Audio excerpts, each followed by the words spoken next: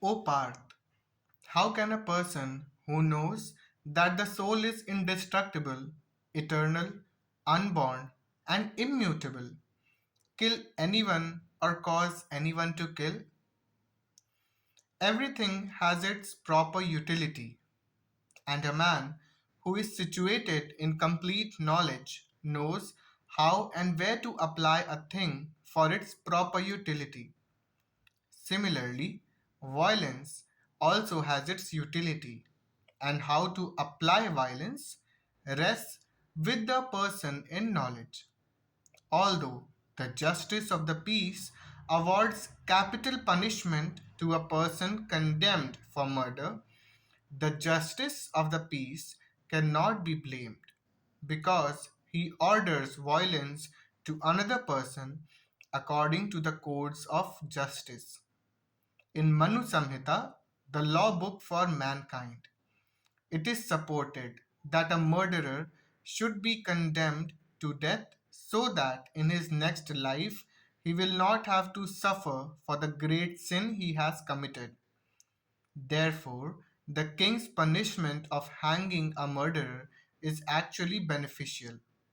Similarly, when Krishna orders fighting, it must be concluded that violence is for supreme justice, and thus Arjun should follow the instruction, knowing well that such violence committed in the act of fighting for Krishna is not violence at all, because at any rate the man, or rather the soul, cannot be killed. So, for the administration of justice, so called violence is permitted. A surgical operation is not meant to kill the patient but to cure him. Therefore, the fighting to be executed by Arjun at the instruction of Krishna is with full knowledge. So, there is no possibility of sinful reaction. As a person puts on new garments, giving up old ones, the soul similarly accepts new material bodies, giving up the old and useless ones.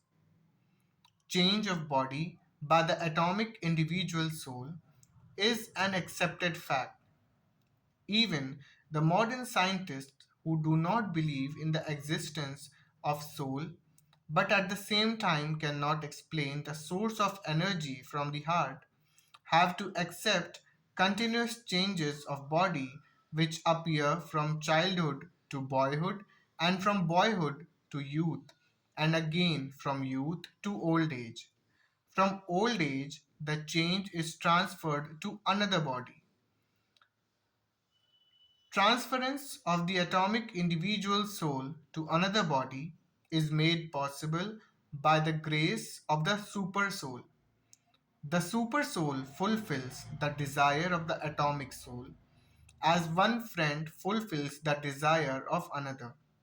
The Vedas, like the Mundaka Upanishad, as well as compare the soul and the super soul to two friendly birds sitting on the same tree. One of the birds, the individual atomic soul, is eating the fruit of the tree, and the other bird, Krishna, is simply watching his friend. Of these two birds, although they are the same in quality, one is captivated by the fruits of the material tree, while the other is simply witnessing the activities of his friends. Krishna is the witnessing bird, and Arjun is the eating bird. Although they are friends, one is still the master and the other is servant. Forgetfulness of this relationship by the atomic soul is the cause of one's changing his position from one tree to another or from one body to another. The Jeev soul is struggling very hard on the tree of the material body, but as soon as he agrees to accept the other bird as the supreme spiritual master, as Arjun agreed to do by voluntary surrender up to and to Krishna for instruction, the subordinate bird immediately becomes free from all lamentations. Although the two birds are in the same tree, the eating bird is fully engrossed with anxiety and moroseness as the enjoyer of the fruit of the tree. But if in some way or the other he turns his face to his friend, the Lord, and knows his glories, at once the suffering bird becomes free from all anxieties. Arjun has now turned his face towards his eternal friend Krishna and is understanding the Bhagavad Gita from him. And thus, hearing from Krishna, he can understand the supreme glories of the Lord and be free from lamentation. Arjun is advised herewith by the Lord not to lament for the bodily change of his old grandfather and his teacher.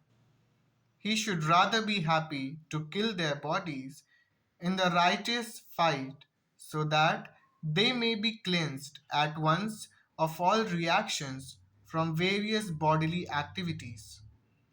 One who lays down his life on the sacrificial altar or in the proper battlefield is at once cleansed of bodily reactions and promoted to a higher status of life. So there was no cause for Arjun's lamentation. The soul can never be cut to pieces by any weapon, nor burdened by fire, nor moistened by water, nor withered by the wind. All kinds of weapons, swords, flame weapons, rain weapons, tornado weapons, etc., are unable to kill the spirit soul. It appears that there were many kinds of weapons made of earth, water, air, ether, etc., in addition to the modern weapons of fire. Even the nuclear weapons of the modern age are classified as fire weapons, but formerly there were other weapons made of all different types of material elements. Fire weapons were counteracted by water, which are now unknown to modern science. Nor do modern scientists have knowledge of tornado weapons. Nonetheless, the soul can never be cut into pieces nor annihilated by any number of weapons, regardless of scientific devices. The Mayavadi cannot explain how the individual soul came into existence simply by ignorance and consequently became covered by the illusory energy. Nor was it ever possible to cut the individual souls from the original Supreme Soul. Rather, the individual souls are eternally separated parts of the Supreme Soul because they are atomic individual souls eternally or Sanatana. They are prone to be covered by the illusory energy and thus they become separated from the association of Supreme Lord. Just as the sparks of a fire, although one in quality with the fire, are prone to be extinguished when out of the fire. In the Vara Purana, the living entities are described as separated parts and parcels of the Supreme. They are eternally so, according to the Bhagavad Gita also.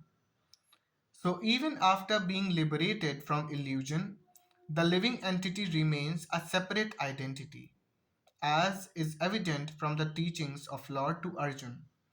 Arjun became liberated by the knowledge received from Krishna, but he never became one with Krishna.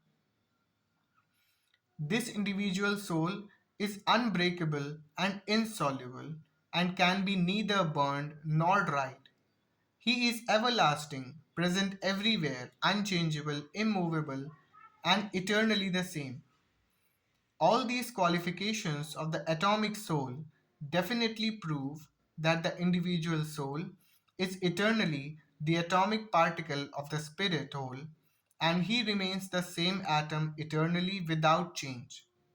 The theory of monoism is very difficult to apply in this case because the individual soul is never expected to become one homogeneously.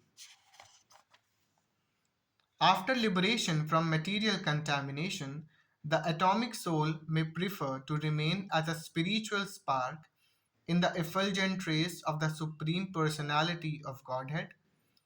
But the intelligent souls enter into the spiritual planets to associate with the personality of Godhead. The word Sarvagata, all pervading, is significant because there is no doubt that living entities are all over God's creation. They live on the land, in water, in air, within the earth, and even within fire. The belief that they are sterilized in fire is not acceptable because it is clearly stated here that soul cannot be burned by fire. Therefore, there is no doubt that there are living entities also in the sun planet with suitable bodies to live there. If the sun globe is uninhabited, then the word Sarvagata, living everywhere, becomes meaningless. It is said that the soul is invisible, inconceivable, and immutable. Knowing this, you should not grieve for the body. As described previously, the magnitude of the soul is so small for our material calculation that he cannot be seen even by the most powerful microscope. Therefore, he is invisible. As far as the soul's existence is concerned, no one can establish his existence experimentally beyond the proof of Shruti or Vedic wisdom. We have to accept this truth because there is no other source of understanding the existence of soul, although it is a fact by perception. There are many things we have to accept solely on grounds of superior authority. No one can deny the existence of his father based upon the authority of his mother. There is no source of understanding the identity of the father except by the authority of mother. Similarly, there is no source of understanding the soul except by studying the Vedas. In other words, the soul is inconceivable by human experimental knowledge. The soul is consciousness and conscious, and also is the statement of the Vedas, and we have to accept that.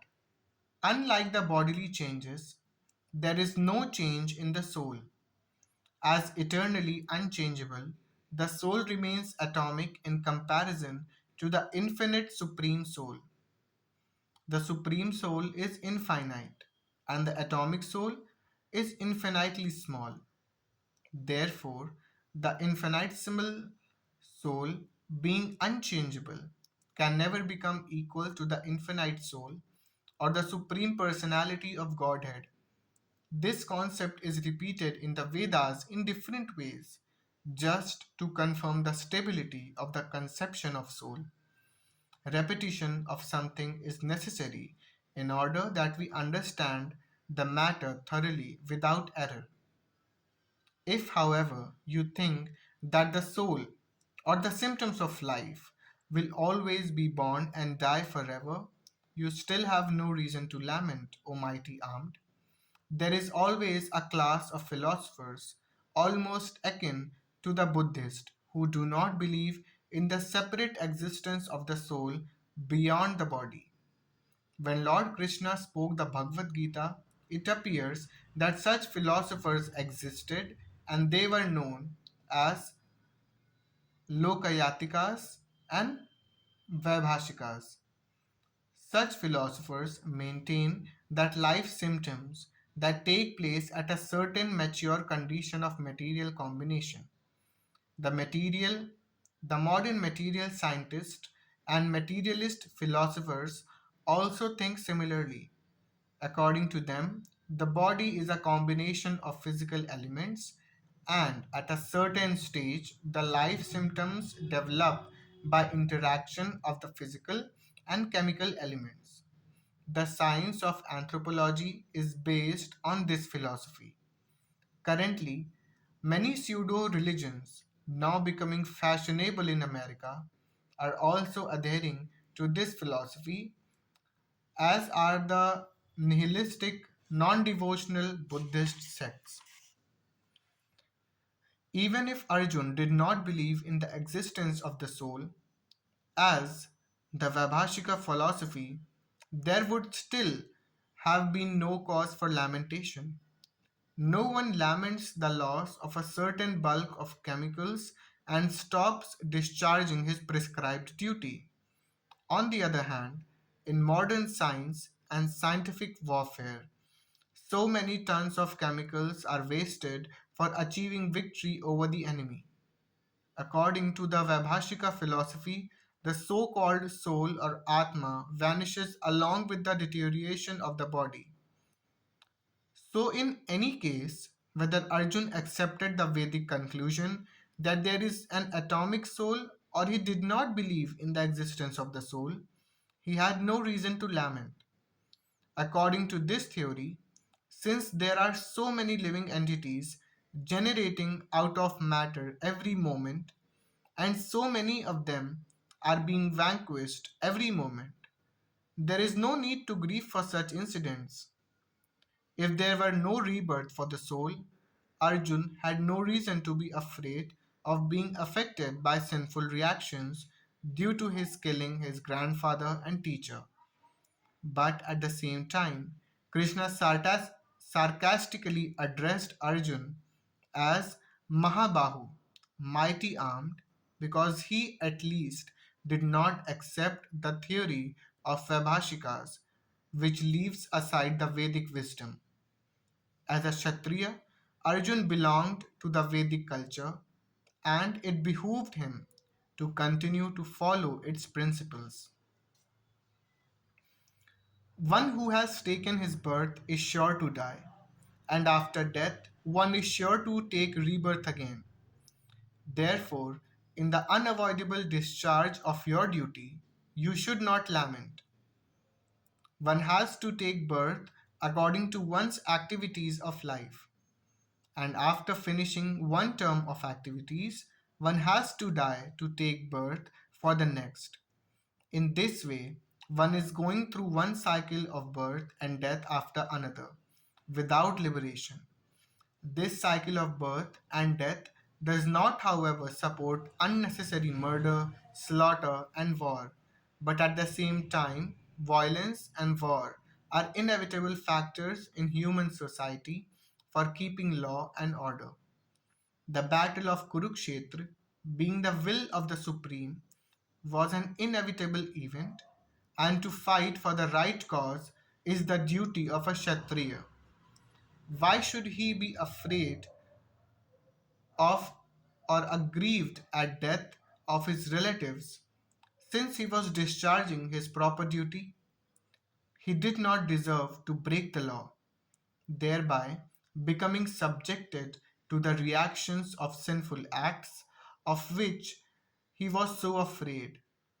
By avoiding the discharge of his proper duty, he would not be able to stop the death of his relatives, and he would be degraded due to his selection of the wrong path of action. All created beings are unmanifest in their beginning, manifest their interim state, and unmanifest again when annihilated. So, what need is there for lamentation? Accepting that there are two classes of philosophers, one believing in the existence of the soul, and the other not believing in the existence of the soul.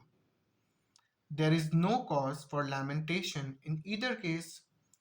Non believers in the existence of the soul are called atheists by followers of Vedic wisdom. Yet, even if, for argument's sake, we accept this atheistic theory, there is still no cause for lamentation. Apart from the separate existence of the soul, the material elements remain unmanifested before creation. From this subtle state of non manifestation comes manifestation. Just as from ether air is generated, from air fire is generated, from fire water is generated, and from water earth becomes manifested. From the earth, many varieties of manifestations take place. Take, for example, a big skyscraper manifested from the earth. When it is dismantled, the manifestation becomes again unmanifested and remains as atoms in the ultimate stage. The law of conservation of energy remains, but in course of time, things are manifested and unmanifested. That is the difference. Then what cause is there for lamentation, either in the stage of manifestation or in unmanifestation? Somehow or other, even in the unmanifested stage, things are not lost. Both at the beginning and at the end, all elements remain unmanifested, and only in the middle are they manifested. And this does not make any real material difference. And if we accept the Vedic conclusion as stated in the Bhagavad Gita, that these material bodies are perishable in due course of time, but that the soul is eternal, then we must remember always that the body is like a dress. Therefore, why lament the changing of a dress? The material body has no factual existence in relation to the eternal soul. It is something like a dream. In a dream, we think of flying in the sky or sitting on a chariot as a king. But when we wake up, we can see that we are neither in the sky nor seated on the chariot. The Vedic wisdom encourages self realization on the basis of the non existence of the material body.